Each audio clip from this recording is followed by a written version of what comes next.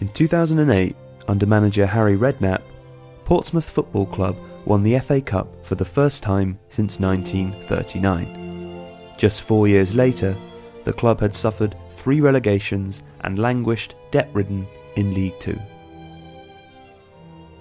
In 2006, Alexandre Gaidamak bought Portsmouth and heavily funded Redknapp's vision of a rebuilt squad.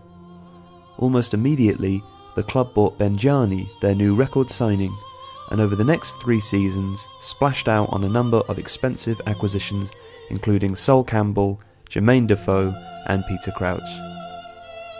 The club spent heavily not just on transfer fees but crucially on wages. In the 2007-2008 season, Portsmouth spent over £55 million on player wages, and the club made a loss of £17 million. They also had debts close to £60 million, with over 40 being owed to Standard Bank and Barclays, both guaranteed by Gaidamak. The club was heavily reliant on its owner. But in 2008, Gaidamak withdrew all funding, citing the personal effect of the stock market crash as his reasoning. Portsmouth, unable to fund their lavish squad and hit by creditors suddenly wanting repayments, were forced to sell their high-earning players. Shortly after the crash, Redknapp left Portsmouth for Tottenham, stating that the club had run out of money. He left Tony Adams, his assistant, in charge, and he was sacked after 16 games, signalling the beginning of a string of managerial changes over the next 4 years. Gaidamak too took his leave, selling the club to the Emirati businessman Suleiman Al Fahim. However, the source of his financing was unclear, and it transpired that Fahim could not borrow the necessary funds quickly enough to continue paying for Portsmouth's running costs. Following significant unpaid wages and less than 50 days in charge, the Premier League forced Fahim to sell to a group including the Saudi Arabian property developer Ali Al Faraj. However, things just got worse for the club. Faraj's group was unable to stabilise the finances, and further unpaid wages and debts led to the club falling into administration, and even coming close to liquidation.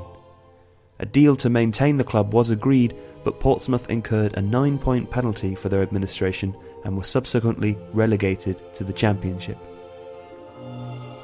In 2010, Steve Cotterill was appointed manager under new ownership, before the club changed hands again in 2011, sold to the Russian Vladimir Antonov.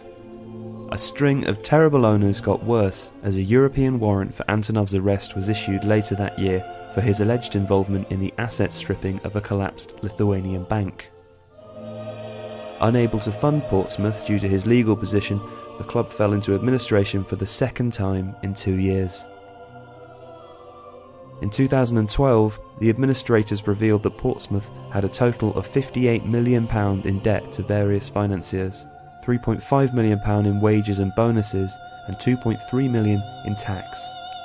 The club was relegated to League One and were due to begin the following season with a 10-point deduction. Added to this, the entire playing squad left that summer. Portsmouth then went on a 23-match winless streak as the Pompey Supporters Trust signed a conditional agreement with the administrators to take over the club. This was finalised in 2013, shortly before Portsmouth were relegated again to League Two.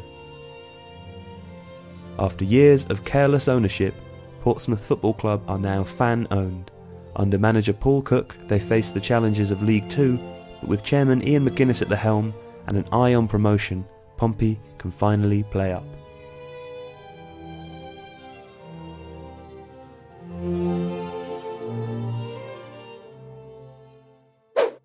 The story of Portsmouth Football Club is of course very detailed, and we were unable to include everything in this video.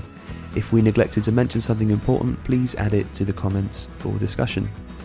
We're also planning on creating a video about Portsmouth's fan ownership model, but if there are any other topics you'd like us to consider, please let us know in the comments, and thanks very much to everyone watching our videos and subscribing.